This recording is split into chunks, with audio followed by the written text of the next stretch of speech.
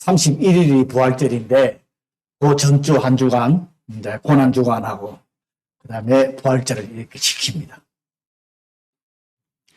그래서 이번 3월 달에는 무슨 우리를 죄에서 구원하기 위해서 오신 그 예수님을 한번 더 생각하시면서 그에 대한 또 말씀을 서로 나누고자 합니다. 우리들의 삶이 어떤 삶이 되어야 되고 예수님이 오신 또 그 목적은 우리 모든 성경에서 기록되어 있지만은 잘들 알고 있습니다. 그렇지만은 정말 내 삶 속에서 적용하면서 그렇게 살아가고 있는지를 한번 우리 자신을 돌아보는 그런 시간 되기를 바랍니다. 정말 예수님께서 십자가에서 돌아가신 그 은혜, 사랑, 그것이 정말 헛되지 않도록 우리들이 거기에 맞는 삶을 살아가기를 원합니다.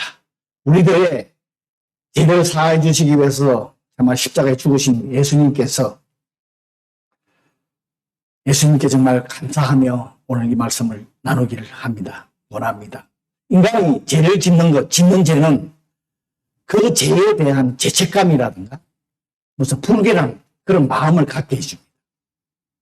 저도 죄를 지어봤고 또 죄를 짓고 있고 여러분도 죄를 지어봤으니까 알 겁니다. 죄책감이라고 하는 게 있고 불결한 마음이라고 하는 게 있고 인간은 다른 사람이 죄를 짓는 것을 보면 자기 말고도 자기도 죄를 지으면서도 다른 사람이 죄 짓는 사람을 보면은 그 사람하고 태울 수 있는 대로 피하고 이렇게 멀리 하려고 합니다. 죄를 지은 사람은 자신의 고통과 죄책감을 다른 사람들에게 감추며 숨길 수 있습니다. 자기 자신만 알고 자신에게는 그러나 감출 수가 없죠. 자기 자신을 알고 있으니까. 더 확실하게 말하면은 인간들에게는 그 지은 죄를 자기 자신부터 사람들한테 감출 수는 있지만은 하나님 앞에서는 감출 수 없다 하는 그 말씀입니다. 그러나 우리 모두는 죄를 짓습니다. 우리들의 대부분은 죄를 짓는 것이 옳지 못한 것을 하는 걸 다 알고 있습니다. 죄라는 것은. 예수 그리스도를 믿는 성도들은 우리가 어떻게 하면은 내가 지은 죄를 하나님께 고백을 하면은 용서를 받는다 하는 걸 다 알고 있어요. 그것 때문에 예수님이 오셨고요. 십자가에서 죄들을 위해서 그 죄 때문에 죄를 해결하기 위해서 이 땅에 오셨습니다.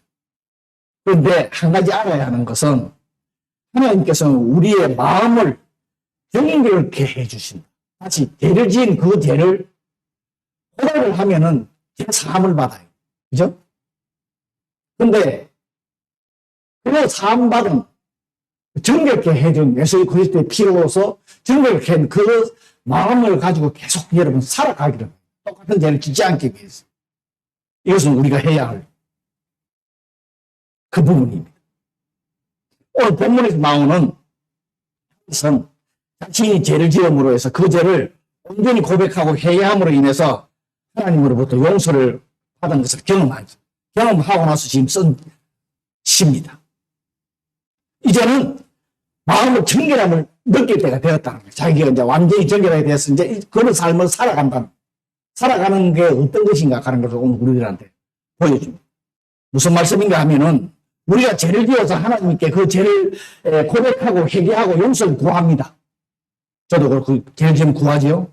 근데 우리는 이것으로 죄 용서 받았으니까 끝났다고 생각을 한다는 거예요. 물론 근데 쉽게 말해서 우리는 죄를 너무 쉽게 생각하고 너무 쉽게 짓고 그것 때문에 똑같은 죄를 또 반복하고 있고 대부분의 성도들이 자신의 죄를 짓고 자신이 지은 죄를 하나님께 용서를 구했기 때문에 자신이 용서받았다고 생각합니다. 물론 예, 맞습니다. 그런데 그 죄를 지은 것을 용서해 주시는 분은 하나님이세요. 물론 자신이 지은 죄를 온전히 깨닫고 고백하면 해서 용서를 구하면 정말 진실하게 용서를 구하면 그것은 해삼을 받는 것입니다. 그건 사실입니다. 성경에 기록되어 있습니다. 하나님께서는 성도가 죄의 짐을 지고 한평생 살아가는 것을 원치 않으십니다. 그래서 하나님은 성도가 죄를 지으면 진심으로 당신에게 용서를 구하는 자들에게는 그 죄를 용서해 주시고 다시 회복시켜도 주시고 깨끗하게도 만들어 주십니다. 그래서 다시 살아갈 수 있게끔 새로운 마음으로. 그 다음이 중요합니다. 죄 용서를 받아 깨끗하게 되었으면은 이제는 그 청결한 삶을 계속 살아가야 합니다. 물론 또 다른 죄를 짓긴 짓지요. 그렇지만은 그 지은 죄를 그냥 기도만 하고 그냥 나 기도했으니까 재산 받았다 하고 또 같은 방탕생활을 하면 안 된다는 겁니다. 오늘 본문에 나오는 다윗은 하나님께 죄 용서를 구하고 깨끗한 마음으로 그 용서의 빛으로 사는 사람들에 대해서 중요한 사실을 몇 가지 전해주고 있습니다. 오늘 시편 32편은 진정한 회개의 시편 중에 하나입니다. 제가 옛날에도 한번 죄에 대한 말씀을 한번 드린 적이 있는데요. 진정한 회개의 시에는 인간이 하나님과의 바른 관계를 간절히 바라는 마음, 염원한다 그러죠. 간절히 바라는 하나님과의 관계, 죄로 인해서 내 하나님과의 관계가 끊어진 걸 다시 회복하는 그런 마음과 진정으로 회개하는 마음, 그걸 갖다 우리가 통회한다 그러죠. 진정한 회개. 자기가 지은 죄에 대해서 진정으로 회개하는 것을 통회라 그러죠. 그 마음을 나타내고 있습니다. 오늘 다윗의 시에 보면 32편 오늘 그 대목에 보면은 성경 가지고 계시는 분 다윗의 마스길이라고 기록되어 있죠. 마스길. 이것은 지혜나 교훈을 말하는 거예요. 이해력을 전해주려는 목적에서 교훈이나 지혜 있는 교훈을 말하는 그것입니다. 그래서 10편 32편은 여호와께 계속해서 충성하라는 것과 또 다른 사람들도 충성할 수 있도록 해라 하는 그런 의미가 있습니다. 요 32편에 보면 그 내용을 담고가 있어요.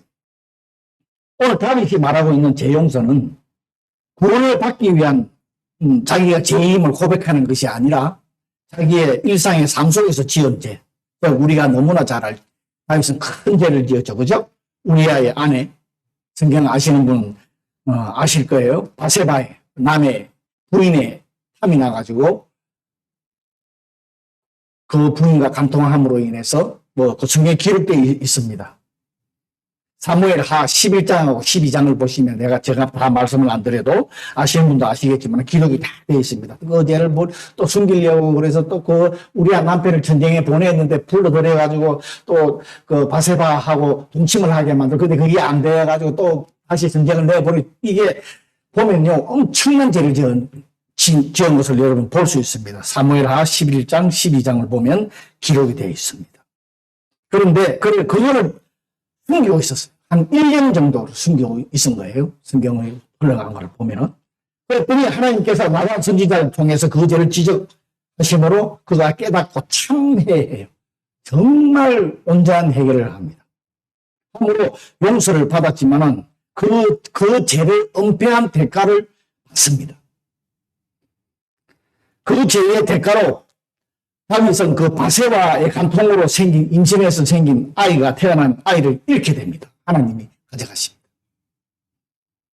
또 하나님의 성전을 건축하는 특권도 물론 준비는 다윗이 다 했지만은 솔로몬 자기 밑에 솔로몬에게 넘어가고 맙니다. 그래서 여러분 우리는 죄를 멀리해야 됩니다. 똑같은 죄를 계속 반복해서 안 됩니다. 그런데 만일 다윗이 자신이 지은 죄를 회개하지 않았다면 그 대가는 더 크실 것입니다. 그래서 다윗은 하나님 앞에서 자신을 완전히 낮추고 통회했기 때문에 하나님은 다윗과 참 하나님의 섭리는 오묘하다 그러죠.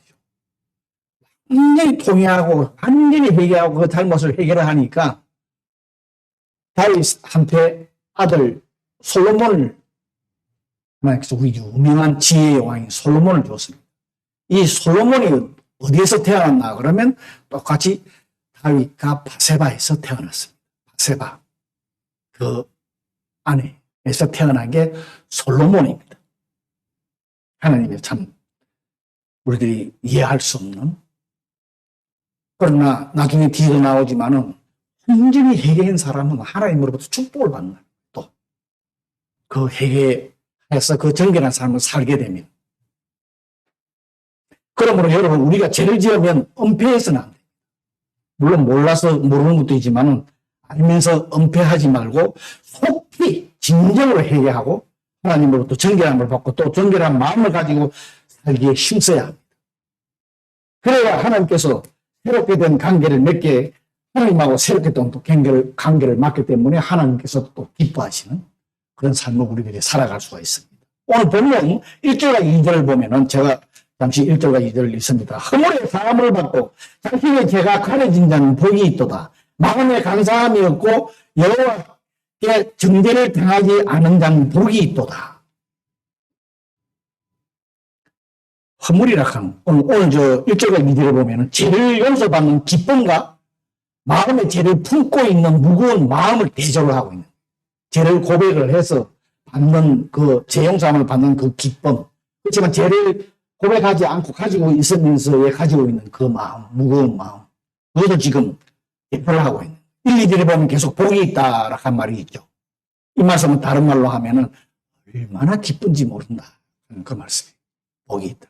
죄를 고백하고 나면 용서를 받으면 얼마나 기쁜지 모른다 하는 그 말씀이에요.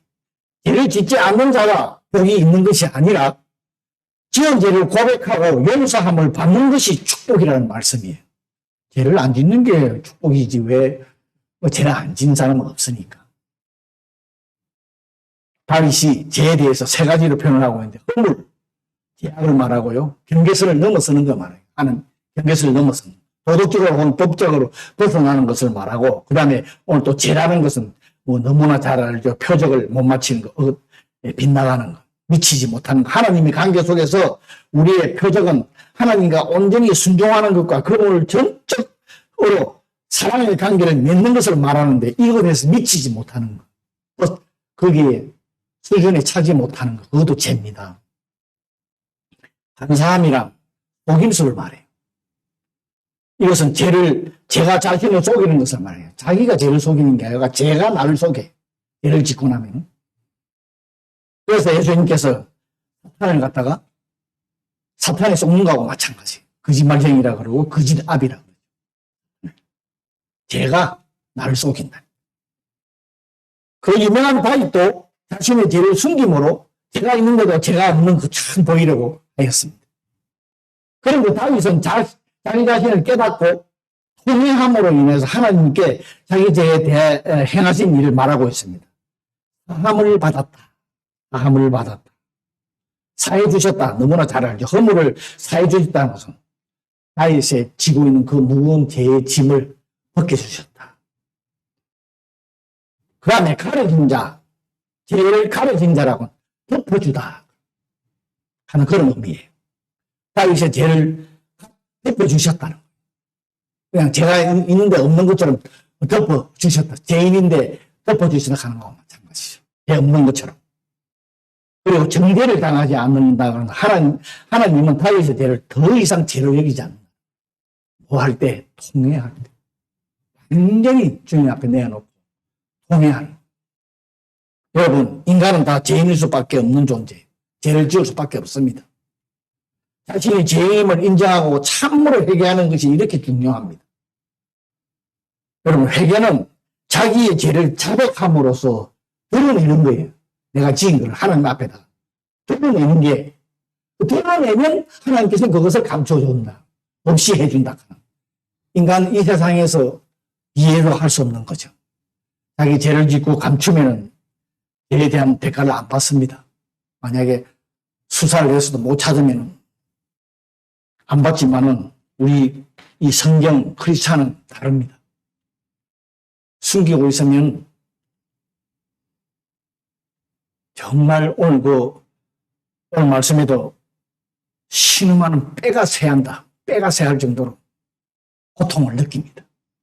3절에 보면 내가 입을 열지 아니할 때 종일 신음함으로 내 뼈가 새하는다. 고백을 하지 않으면 이런 마음이 된다.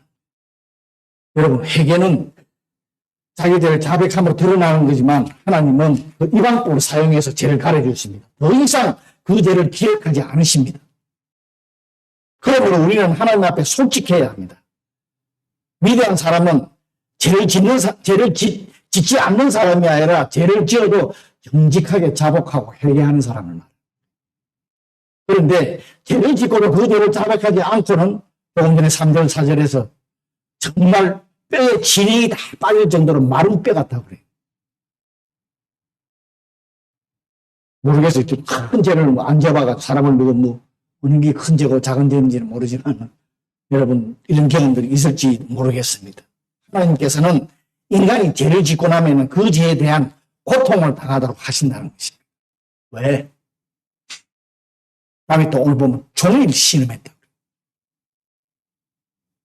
그 이유는 하나님하고 관계가 깨어지기 때문에 성령님이 근심을 합니다. 예수 그리스도 믿는 사람은 일반 사람들하고 달라서 마음에 하나님이 계십니다. 그래서 죄를 지으면 그 고통이라 하는 게 하나님하고 관계가 깨어지기 때문에 고통이라 하는 것을 느끼게 돼요. 여러분 사람에게는 양심이라 하는 게 있습니다. 이러한 양심은 인간으로 하여금 죄를 멀리하고 도덕적으로도 살도록 유도를 합니다. 그죠? 우리 인간에서. 우리 세상의 법도 지키게끔 도덕적으로도 이 잘된 거 잘못된 거. 그러나 거듭나지 못한 사람의 양심은 이 기능을 하지 못할 때가 있습니다. 예수 그리스도 믿지 않는 사람은 자기가 죄를 지어도 그게 죄인 줄 모르는 사람들도 있잖아요. 그래서 사람을 무자비하게 죽이고 요새 대낮에 들어가서 막 범죄를 저지르고 지금 막 그려져 있죠. 그게 지금 그런 기능을 못할 때가 있어요. 죄를 지어도 가책이 없습니다. 그러나 거듭난 성도들의 양심은 그 기능이 활발하다. 성령님이 나와 함께 하신다는 사람은 죄에 대한 기능이 굉장히 활발합니다. 그래서 성령님을 통해서 성도의 양심과 만나기 때문에 성령님 계시기 때문에 죄 지은 것에 대해서는 막 우리의 마음을 힘들게 어렵게 합니다. 그래서 성도는 죄를 지으면은 심한 양심의 가책을 느끼게 되는 것입니다. 그래서 그 죄를 하나님 앞에 자백하지 않으면은 우리의 심령이 평안할 수가 없어요. 기쁨도 없고 죄를 짓고 심령이 편하면 거듭난 사람이 아니지요. 그죠? 평안할 수가 없습니다. 자신이 죄를 지으면은 그 죄를 참이게 할 때에 오늘의 다윗과 같이 마음의 기쁨을 누리고 죄의 문제로 해결을 받고 또 놀라운 축복도 받을 수가 있습니다. 자신이 대용서의 기쁨을 경험할 때 다른 사람들에게도 이와 같이 그 기쁨을 알기를 원한다고 다윗은 고백하고 있습니다. 오늘 6절에 그 말씀이 기록되어 있습니다. 이로 말미암아 모든 경건한 자는 주를 만날 기회를 얻어서 주께 기도할지라 진실로 홍수가 범람할지라도 그에게 미치지 못하리라. 이 말씀이 있어요. 자신의 죄에 대해서 침묵을 지켰을 때는 그것으로 인해 고통을 겪지만은 자신의 죄를 고백했을 때는 하나님께서 죄에 대한 죄책감을 없애주기 인해서 성령의 기쁨을 누리기 때문에 우리도 죄를 짓고 나서 잠잠하지 말고 주께 기도하라 하는 거예요. 주님께 기도하라. 그러면 홍수가 범람할지라도 그에게 미치지 못한다는데 이 홍수라 하는 것은 환난을 말해요. 환난이 닥쳐도 우리랑 죄를 회개한 사람은 그것이 우리한테 미치지 못한다 하는 그런 뜻이에요. 우리들의 인생 여정은 환난이 언제나 닥쳐옵니다. 닥쳐오기 마련. 어느 누구나 보면 우리 인생의 삶에는 환난이 있습니다. 이때 주께 기도하여 죄 용서함을 받는 자는 우리에게 역병과 폭풍이 우리의 삶 가운데 혹시 삶이나 우리 마음에 불어올 때 우리가 달려가서 그 역병을 피할 수 있는 의신처가 있다. 면해준다 하는 게 아니라 내가 그럴 때에 내가 피할 수 있는 곳이 있다는 거. 의신처. 그게 하나님이라. 그게 우리 주님이라. 그 다음에 또 보면 구원의 노래가 기쁨이 있다. 죄를 회개한 사람은 여러분 마음에 기쁨이 있습니다. 우리의 어려운 삶 속에서도. 여러분 우리가 하나님을 만날 수 있으면 얼마나 좋을까요? 하나님 만나기 원하잖아요. 근데 오늘 성경에 보면은 만날 수 있는 기회를 얻을 수 있다고 말합니다. 만날 기회가, 오늘 조금 전에 제가 6절에 얘기했죠. 주를 만날 기회를 얻어서. 우리 하나님 만나기를 다 원하죠. 언제 만납니까? 자신이 죄를 참회할 때, 참회개할 때. 그렇다고 여러분 죄를 지으라는 소리 아니에요. 죄 짓고 참회개하라는 소리 아니에요. 그러면 하나님 만나기 위해서 자꾸 죄를 짓고 참회개해? 그런 뜻이 아니죠. 유대인의 전설에 나오는 얘기입니다. 한 제자가 스승에게 물었어요. 스승님, 죄를 해결할 가장 좋은 시기는 언제입니까? 스승이 대답하기를, 죄를 해결하기 가장 좋은 시기는 네가 죽기 바로 전날이다. 그랬더니 제자가, 스승님, 언제 내가 죽을지 알지 못합니다. 내가 언제 죽습니까? 그랬더니 스승이, 그러면 오늘 회개. 그같이 하면 너는 죽을 날을 알지 못해도 아무런 상관이 관계가 없다. 오늘 회개. 그러니까 죄를 짓고 나면 즉시 회개라. 죄를 짓고 나면. 여러분, 우리는 이 땅에서 영원히 살 수 없거니와 내일 살아있을지라도 내일 살아있을지 모르는 인생들이에요. 다른 말로 하면은 우리에게 시간이 없는 절박함을 가져야 한다. 그 말씀이에요. 우리가 오늘 지금 하나님의 용서를 구하지 않으면 우리는 그 제사함의 기쁨을 결코 경험하지 못한다는 거예요. 여러분, 죄를 짓고 고백해서 제사함 받는 그 기쁨을 오늘 다윗이 느낀 것처럼 우리도 느끼면서 살아갈 수가 있다는 거예요. 또 9절에 보면 말과 노새 같이 하지 말라는 말씀이 있죠. 이 말과 노새는 고집이 엄청 세대요. 그래서 입에 재갈하고 줄 곱비하고 굴레로 통제하지 않으면 말을 안 들기 때문에 재갈하고 굴레를 가지고 통제를 하는 거예요. 그래서 사람이 움직이는 대로 가게 되어 있습니다. 오늘 말씀해보면 우리도 동물들처럼 억지로 통제하는 그런 성도가 되어서는 안 된다. 죄를 자복하고 깨끗한 양심으로 살아가기 바라는 사람들은 11절에서 의인들 마음이 정직한 자라고 표현하고 있습니다. 죄를 지었는데도 마음이 정직한 자예요. 자기 죄를 짓고 고백하는 것. 여러분 참 중요합니다. 이런 성도들은 어려움이 없다는 것이 아닙니다. 어려움이 있습니다. 이 같은 삶은 깨끗하고 선하며 사랑으로 가득한 삶으로 살아갈 수 있다. 우리들이 기쁨을 가지고 살아갈 수 있다는 겁니다. 지금 시대는 하나님께서 독생자 예수 그리스도를 우리 죄 문제를 해결하기 위해서 보내주셨어요. 그분을 믿기만 하면은, 그분의 십자가의 보혈을 의지만 하면은 우리가 지은 죄가 해결을 받습니다. 자신의 죄를 그분의 십자가의 보혈로 용서해달라고 진정으로 고백하면은 그 죄에 대한 용서를 받게 되어 있습니다. 근데 똑같은 죄를 계속 반복한다? 죄를 은폐해 있는다? 그러면 그 대가가 있다는 거예요. 여러분, 죄를 즉시 짓자마자, 지은지 안 지은지 모른 적 있지만, 그래서 우리도 어린애들하고 오늘도 공부를 하면, 저희 아침, 저녁으로 기도하라고. 어린애들. 무슨 기도하냐? 애들이 무슨 죄를 짓겠어. 잘못한 것, 이런 얘기를 하면서, 항상 자기 전에, 이불에서 자기 전에 잠시라도 하나님, 오늘 내가 이래 살았는데, 혹시 잘못된 것 있으면 용서해 주세요. 예수님이 피로 용서해 주세요. 하고 기도하라고. 아침에 일어나면 오늘 하루도 주님 은혜 가운데 잘 살고, 오늘도 하루도 죄 짓고 않고 잘못한 일이 있지 않게 해 주세요. 하고 기도하라고.